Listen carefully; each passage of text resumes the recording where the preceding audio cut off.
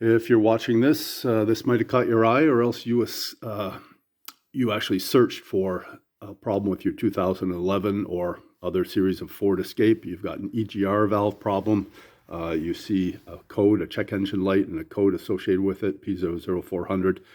And now what you've done is you may have also seen other videos on YouTube on this, and that's exactly what I did.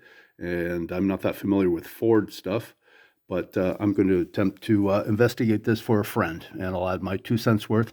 This is the exhaust gas recirculation valve, and this is related to emissions. There's a pipe down here that taps into the exhaust. It goes up through the valve, and the valve opens and closes incrementally based on the computer, and injects exhaust into the manifold pipe. It goes from the air filter here through here, and I believe that's like your electronic throttle, goes through here and into the motor. So it's reburning some of the exhaust in there. So something that is common is that pipe down there, or the valve itself, gets dirty and gunked up with carbon deposits, and that can be cleaned. And that's what I hope it is. If it's something to do with the electronics on the valve, then that's something else. This had the code yesterday, and I couldn't reset it.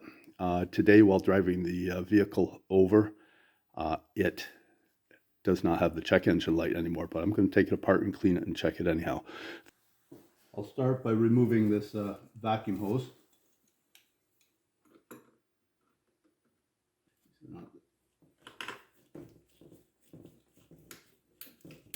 Okay, that's good. Get that out of the way.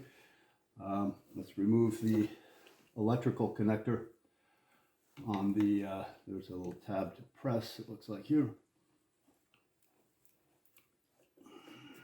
There we go, removed.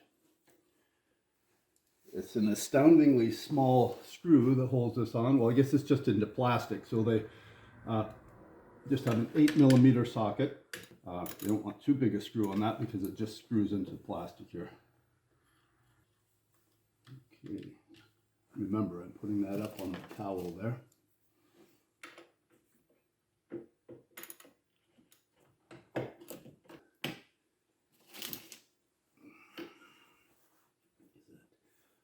Oh, there is a nut on there.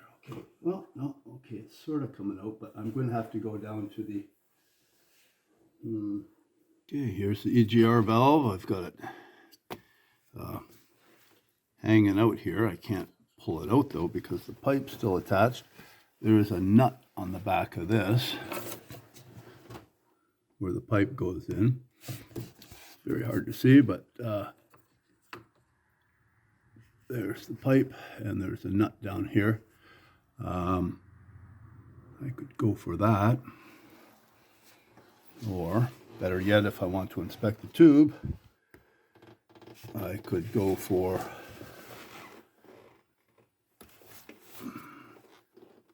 that nut right there.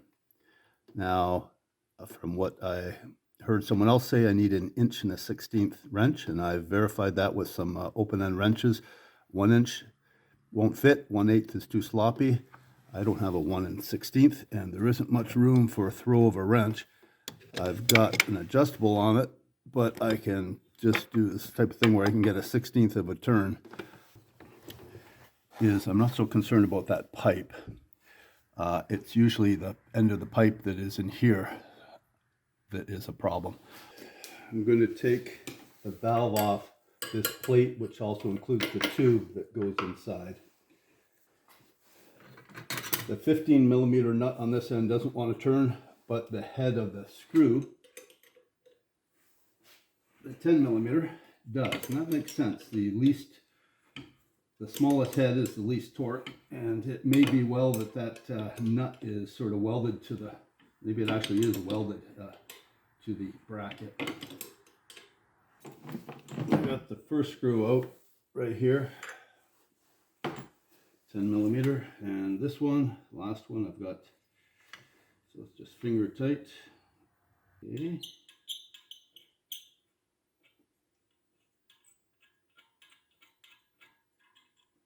Okay, both screws are identical. That's okay. So Now this piece right here is totally free. I'm not going to get that valve out, that thing out, unless I bend the tube, and it's not going to come. Okay, there are some gyrations here. You notice this thing is just hanging by the pipe. I didn't want to rotate. I didn't have much swing with this. Get the knot off here, or definitely down there, and it felt like something was going to kink or give. I pushed on this, and I carefully noted, is this within the elastic limit? I pushed it back as far as I could, and this thing was in like that, in the hole, and I walked it out. So this is in the manifold with that pointing towards the engine, towards the downstream, so the air is being sucked past. You can look at this. This looks kind of black. This is carbon. Oops. This is kind of black. That's all carboned up. I'm going to clean that and make sure it's clean through here and that we can see daylight. I'm putting the tube right to it. I don't see daylight. So we're going to clean this tube. Okay, let the cleaning commence.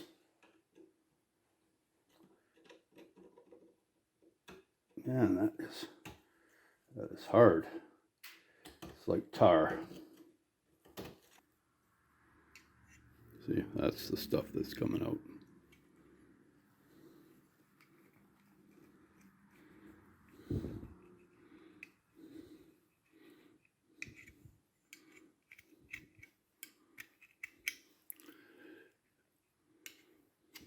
Well, this thing's all gummed up inside too. So I'm going to get off camera, and I'm going to be poking through here with wire, and I'll use some carb cleaner and other things. So I'll make sure this thing is whistle clean. Yeah, it's gunked up in there too. It's really backed up into this tube.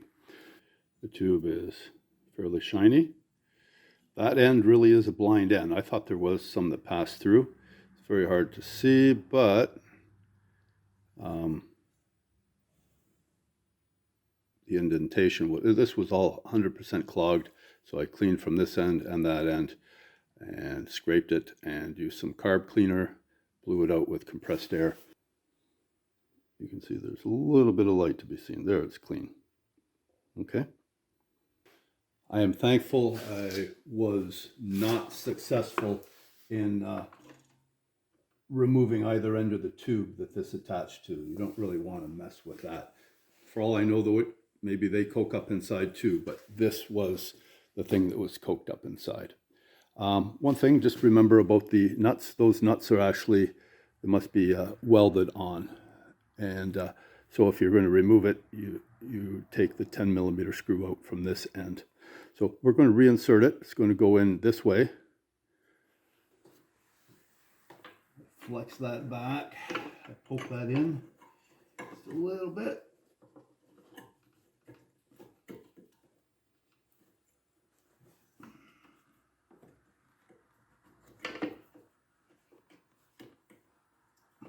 There we go. So that's the only risky part there. So it's back in. I'm going to put in the short bolts through to the plastic. There's better access right now. If I would do this again, I would have taken them out last. Just snug into plastic.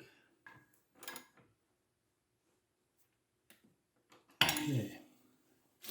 Now for the long screws right here, I'm going to, since they're exposed to some heat, I'm going to put a little bit of anti-seize on them. That's a lot. There is a gasket on the face of this, and make sure it's still there. It is there. So now I can tell I've sprung it a bit because it's tight to pull back, but that's to be expected. Why can I not find that? There we are. Second one started.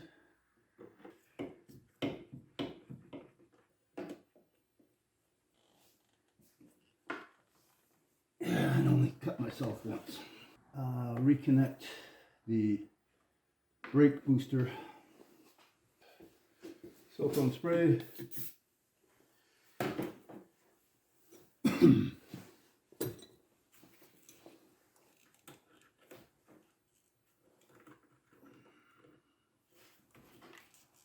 Oh, it goes on easily. Make sure this one's in too. Okay. Last thing, electrical connector to the EGR motor. I think it's all good. I didn't disturb anything else.